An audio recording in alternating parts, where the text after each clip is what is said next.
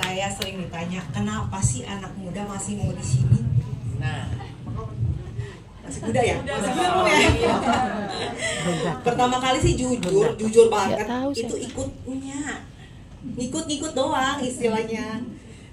Ngikut-ngikut, ya jadi keterusan. Pertama kali memang keluarga kita memang udah terbiasa dengan yang namanya herbal dari cara pengobatan dari China, tradisional Chinese medicine ya, mulai dari totok, akupuntur, ramu-ramuan tuh udah terbiasa. Jadi mami lebih percaya duluan untuk menggunakan produk ini karena ada titik akupunturnya.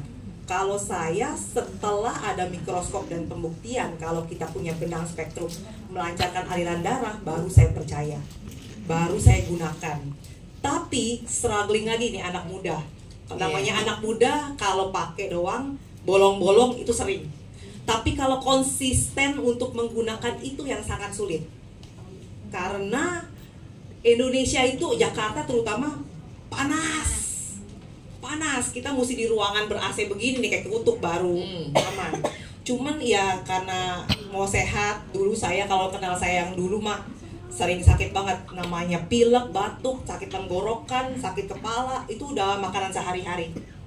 Udah sebulan tuh nggak ada sekali yang nggak absen terus.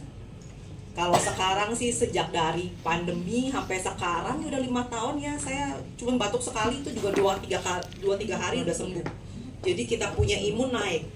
Jadi mau nggak mau percaya, karena konsisten pakai ada hasilnya. Gitu. Itu dari sisi kesehatan. Kalau dari sisi bisnis, kenapa sih anak muda mau di sini? Nah, apa rahasianya? Pertama kali kita tahu ya, sekarang ekonomi dunia sedang menurun. Semua orang tahu ekonomi dunia sedang merosot, di mana-mana ada pergolakan istilahnya ya. Udah gitu muncul lagi AI, muncul lagi robot-robot. Semua manusia digantikan oleh robot. Yes. Kita harus bagaimana caranya mengupgrade diri kita supaya bisa melawan robot ini. Kalau nggak melawat robot ini, nggak melawan AI ini, kita baik. Kalau misalkan orang yang kerja di kantoran itu harus cepat. Kalau dikasih tugas sama bos harus cepat, karena mereka melawan robot, melawan AI. Kalau tidak ada prestasi, bye. Nah, dipecat. Ya jangankan gaji berapa juta ya. Tidak ada skill, bye. Ya, jadi kita melawan itu semua. Makanya saya bilang udah kayak begini, udah ekonomi merosot, udah berlawanan dengan robot dan AI. Terus kemarin saya ke satu home party. Itu benar-benar menyadarkan saya banget. Itu isinya anak muda semua 40-an aja. Wow. Tapi mereka dicek kesehatan semua nggak ada yang benar. Ada yang bibit cancer, sarsinoma, karena mereka tuh gaya hidup ya, pola hidup, iya, gaya hidup. Mereka cepat-cepat, maksudnya ya kita memang cepat-cepat. Cuman mereka itu gimana ya, kita ngelihat aja sampai kita sesak napas gitu kesannya. Sebentar mesti begini, mesti urus anak, mesti urus kantor, itu hari Minggu. Tuntutan hari hidup Minggu. sekarang. Yes, iya. Betul. Harus ngurus kantor, harus ngurus anak, semuanya sampai saya yang ini aja kayak rasanya sesak napas, apalagi mereka. Makanya nggak heran mereka itu banyak penyakit. Belum, saya lagi mikir begini, dia sendiri banyak penyakit. Nanti kalau ada apa-apa, bagaimana dengan anaknya?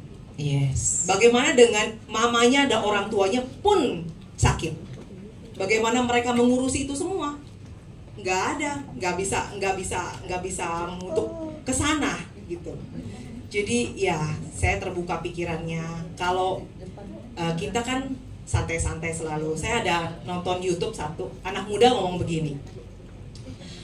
Pekerjaan paling enak adalah yang bisa bekerja dan bisa menikmati dunia. Itu pekerjaan paling oke. Lalu saya berpikir, kayaknya setiap hari saya melakukan hal itu. Ngobrol-ngobrol di kafe, dari kafe satu ke kafe yang lain, menikmati kopi, menikmati makanan, ngobrol-ngobrol, ditransfer, masuk kantong, menikmati dunia. Kalau kita ke satu tempat, ke kota mana, kita extend berapa hari untuk menikmati dunia di sana. Benar-benar itu yang selama ini dibilang pekerjaan yang paling enak. Dapat uang, bekerja dapat uang, dan juga menikmati dunia. Kalau orang yang kerja di kantoran bukan jelek, cuman mereka tuh bener-bener kepentok sama waktu. Pergi pagi, pulang malam, pergi pagi, pulang Rutinitas. malam. Ya, udah gitu mereka harus cari omset untuk bosnya. Misalkan kamu digaji 50 juta per bulan, kamu nggak bakal dibilang santai-santai aja, kamu pulang cepet tidur, nggak mungkin. Ke kafe aja setiap hari, nggak mungkin. Nggak, bagaimana kita harus mencari, kita punya bos, punya omset. Kalau enggak kamu dipecat juga, bye. Gitu loh. Jadi saya menyadari, oh iya, saya berada di tempat yang tepat. Yes, tepuk tangan. Perusahaan mana yang dividennya dibagikan setiap bulan? Ada. Yes, dan itu sudah terbukti. Biasanya dividen itu dibagikan perusahaan setiap tahun. Kalau Yes. kita bermain saham kita tahu setiap tahun dibagikan. Kalau ini setiap bulan, nggak cuma bintang 4 doang, bintang 3 juga udah mulai merasakan. Nah, mungkin nanti next time bintang 2 juga udah mulai dapat. Asik. Alhamdulillah, puji Tuhan ya. Oke, dari perusahaan ini selain dividen juga ada study tour yang keponakan saya juga sudah tahu. Jadi gini loh, perusahaan mana yang udah ngurusin kita nih, kita dikasih bonus, dikasih dividen. Oh ya, dikasih, untuk orang tua kita juga dikasih. Itu namanya filial reward. Itu setiap tahun pas Imlek kita dikasih angpau. Untuk angpau itu kita berikan kepada orang tua kita. Kalau yang udah nggak ada orang tua, bisa di-charity-in, bisa disumbang, bisa diderma. Karena filosofi perusahaan kita itu adalah tisikwe, artinya berbakti. Jadi untuk orang tua dan juga untuk anak. Nah, kalau misalkan kayak tadi kemarin yang kita bilang home party itu, dia sibuk ngurusin anaknya. Sedangkan perusahaan kita ini ngurusin anak. Nggak cuma kita, nggak cuma orang tua, anak pun dikasih sekolah 2 minggu gratis. Kapan lagi bisa sekolah ya? Gratis ke luar negeri terus lagi. Ke Amerika, ke Paris, ke Inggris, terakhir ke Jerman. Yes. Kapan lagi bisa? Dari semua ini, ya menyadari aja kalau ini adalah tempat yang tepat Buat anak muda dan segala usia ya. Oke. Terima kasih. Terima kasih. Tepuk tangan buat Ibu Grace sekali lagi. Thank you so much.